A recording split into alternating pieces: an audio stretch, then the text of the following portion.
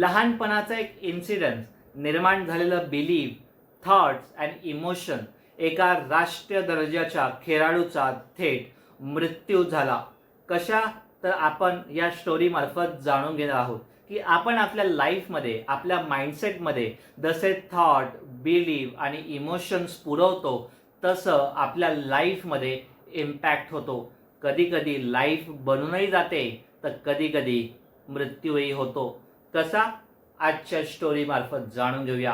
पूर्ण स्टोरी पहा शेवटपर्यंत. तुम्हाला तुमचा बिलीफ कसा पॉझिटिव्ह ठेवायचा याचं नक्कीच उदाहरण या स्टोरी मार्फत मिळेल.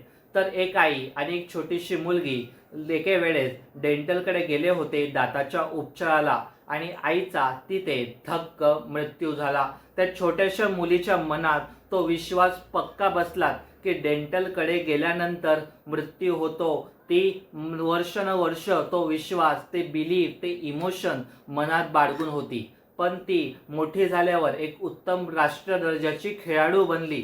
तिने खूप मोठे अवॉर्ड, वर्ल्ड रेकॉर्ड मोडले.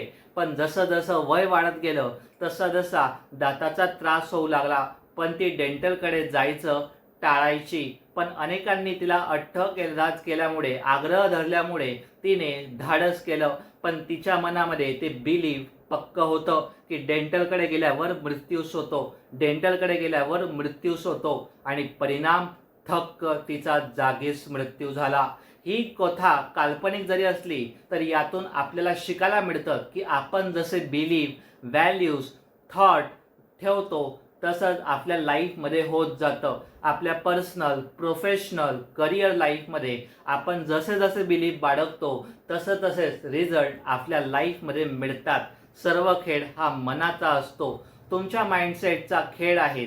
तर तुम्ही सुद्धा दररोज सकारात्मक बिलीफ बाळगतात की नकारात्मक बिलीफ बाळगतात, आणि ते जर बिलीफ तुम्हाला स्ट्रॉंग ठेवायचा असेल तर कमेंट करून सांगा. मी नेक्स्ट व्हिडिओ तो नक्कीच बनेल. आणि शेअर करायला आणि सबस्क्राईब करायला अजिबात विसरू नका. तोपर्यंत until then keep figuring out Mahayuva talk.